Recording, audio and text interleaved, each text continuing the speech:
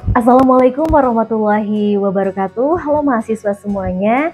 Bertemu lagi di mata kuliah keterampilan menulis dan bertemu di sesi yang kedua. Dan ini adalah sesi materi yang paling menyentuh karena kita akan membahas mengenai tulisan future. Tulisan ini tidak hanya sekedar menyampaikan fakta tetapi mengajak pembaca merasakan makna di balik sebuah peristiwa. Minggu lalu kita sama-sama sudah belajar mengenai berita, kali ini mengenai future. Sebagai pembeda antara berita dan future, berita ini lebih fokus pada pengungkap fakta sedangkan future lebih pada kisah atau makna kehidupan.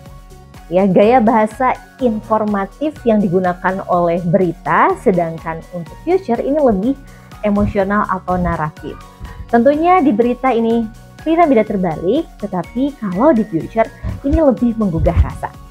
Nah, kalau berita hanya menjawab pertanyaan apa yang terjadi, maka future ini lebih menggali lebih dalam mengapa dan bagaimana peristiwa itu terjadi. Misalnya, berita memberitakan pasar tradisional terbakar, ya judulnya pasar tradisional terbakar.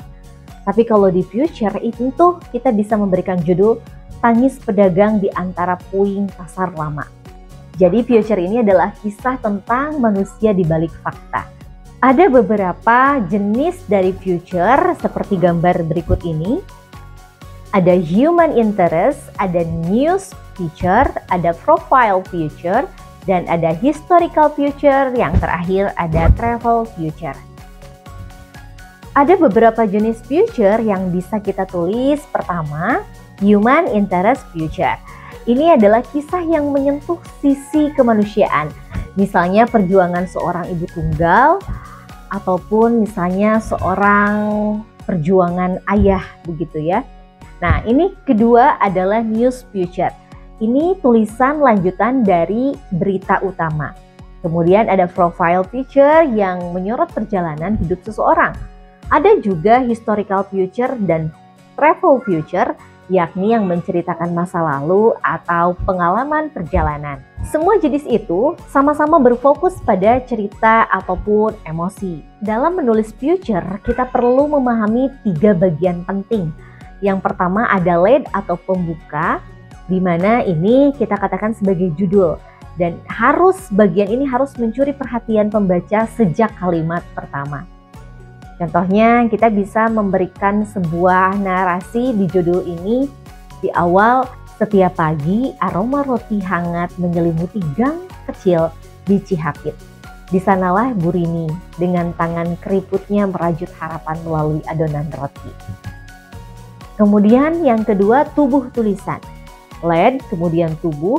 Di tubuh ini, di sini kita mengembangkan cerita. Kita bisa menambahkan kutipan, kita bisa menambahkan latar, bisa menambahkan konflik, dan detail yang menggambarkan suasana tersebut sebagai suasana pendukung. Kemudian yang ketiga ada penutup.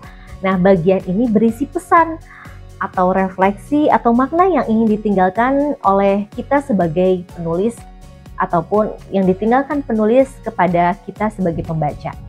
Misalnya, bagi Bu Rini, roti bukan hanya sekedar makanan, tetapi cara sederhana menjaga impian tetap hangat. Jadi ciri dari human interest ini menyentuh sisi kehidupan manusia. Kemudian naratif itu lebih mengalir seperti cerita, deskriptif itu menghidupkan suasana, mengandung pesan, ada makna moral atau inspiratif yang ingin disampaikan.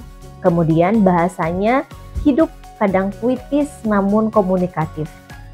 Ya, tulisan future yang baik itu punya ciri khas yang emosional tentunya ya, kemudian bisa deskriptif dan inspiratif. Teks ini akan membuat pembaca tidak hanya tahu tapi juga merasakan.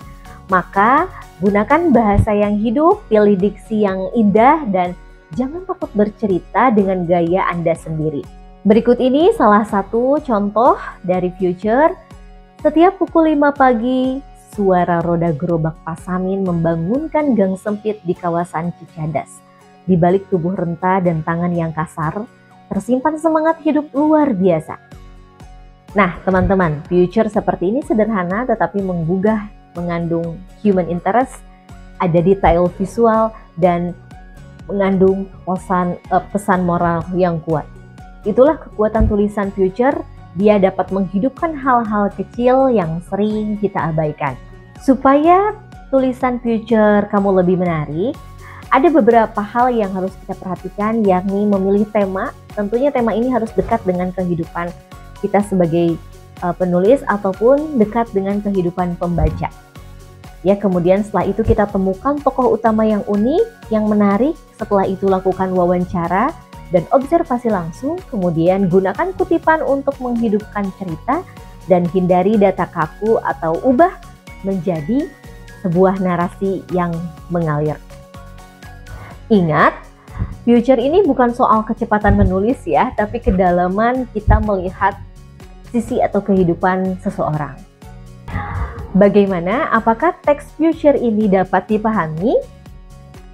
Kalau begitu, mari kita ramaikan forum diskusi kita dengan menuliskan sosok inspiratif di sekitar kalian semua. Ceritakan kisah seseorang yang memberi makna dalam hidupmu, itu bisa jadi guru, orang tua, atau bahkan pedagang di lingkunganmu. Dan jangan lupa isi absennya.